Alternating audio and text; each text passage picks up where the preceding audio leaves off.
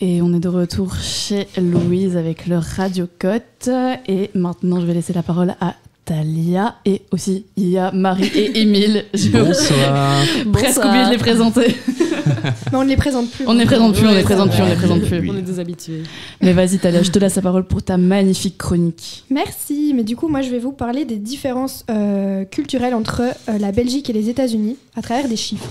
Hyper intéressant, vas-y. Un peu long comme titre, mais hyper intéressant, je vous promets. T'inquiète. Déjà, juste un fact que je pose là et qui annonce un peu la couleur. Je tiens à dire que la ville de New York a plus d'habitants que la Belgique tout entière. Voilà. Ça m'étonne pas. Et ça annonce vraiment la couleur parce que pour le coup, de ce que j'ai remarqué, les États-Unis, c'est vraiment le pays de la démesure. Je pense que vous le savez. Oui. Là, ça va être encore plus acté du coup. C'est quoi le chiffre, si tu l'as, de la population de New York ? Ouais, j'ai le chiffre de la population belge, c'est 11,7 millions. Et la population des États-Unis, c'est 330 millions. Donc proportionnellement, c'est ça. Ah oui. Bon. 33 fois. New York, c'est entre les deux, j'imagine. Oui. C'est une sacrée fourchette. Voilà, mais sinon, on va passer à un thème que j'adore beaucoup. La nourriture. En plus, j'ai trop faim. Je pense que c'est une passion commune à tous. Exactement, là. on se retrouve. C'est quoi encore qui se ressemble, ça semble. Ouais, vraiment. On se retrouve. Franchement, en Amérique. Oui, oui. Bah, là, le chiffre essentiel à retenir, c'est qu'un Américain moyen mange 35 kilos de fromage par an. Mais je sais pas si vous avez vu la tête de leur fromage. Oui, c'est vrai que c'est pas du fromage comme nous on le connaît en tout cas. En comparaison, en Belgique, c'est 19 kilos. Donc un peu moins quand même. Punaise. Genre plus la moitié en moins. J'avoue qu'en tant que Français, ça m'a pas tellement choqué le chiffre de 35 kilos. On a un truc. Je pense que j'en mange 35 kilos par semaine. En même temps, du fromage français, j'avoue que... Ouais. Et pourtant, accorder... Oh non, je vais pas... On va pas sur ce débat. Accorder des points... mais chez eux, c'est que du plastique. Mais oui, c'est très gras et c'est très... Enfin, c'est pas sain. Comme les hamburgers par exemple, les hamburgers c'est 50 milliards de hamburgers par an. Waouh. Soit 3 burgers par semaine par habitant.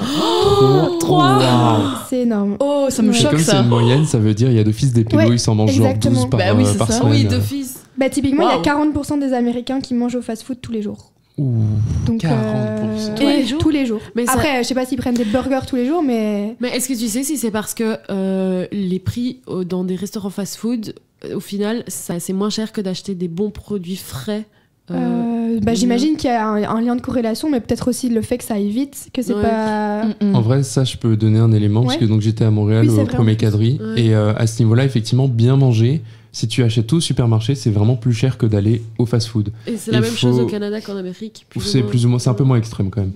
Et si tu veux vraiment bien manger, tu dois te déplacer pour aller acheter tes légumes à un endroit X, tes produits laitiers à un endroit Y et le reste à un endroit Z.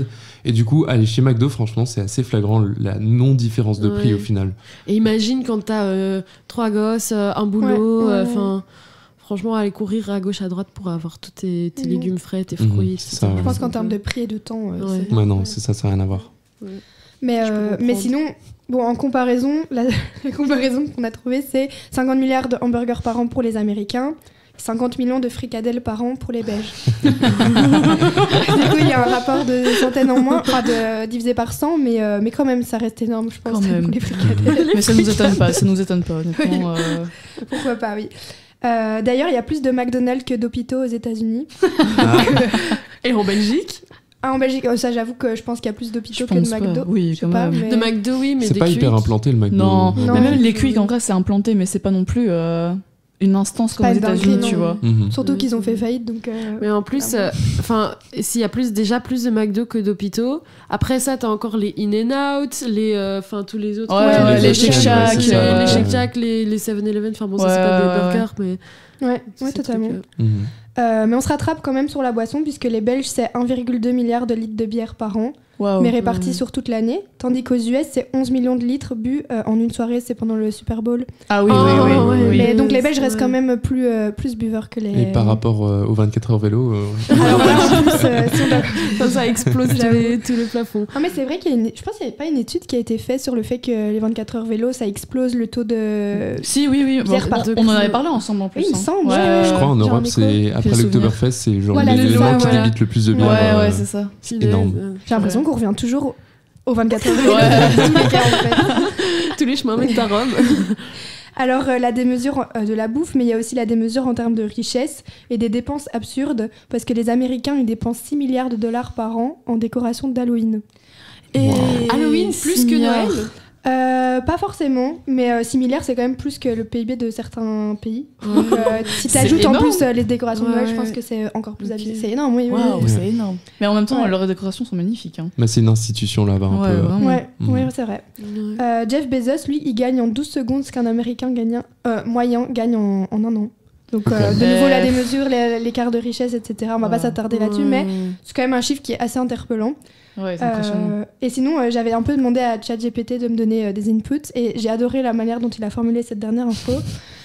Les Américains dépensent chaque année plus en loterie qu'en livres.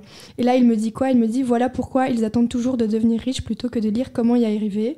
Il ajoute moralité, l'Amérique c'est un pays où on peut être endetté jusqu'au cou, mais avec une déco de Noël digne de Las Vegas. ChatGPT il tire à balles réelles. Promis, j'ai pas mis de prompt qui faisait en les États-Unis. Oui, vraiment, tout seul comme un grand. Il m'a pas. T'es un peu vénère la ChatGPT. Ouais, je sais pas, il a un truc. Sinon, on peut parler record. Par exemple, le plus gros burger du monde aux US pèse, à votre avis, combien de kilos ? Faut taper quelques milliers, non quelques Plus de milliers. 20 Plus de 20. Oui, ça oui, plus de 20. J'adore facile. Émile, quelques Bien en bas. milliers, Marie plus de 20.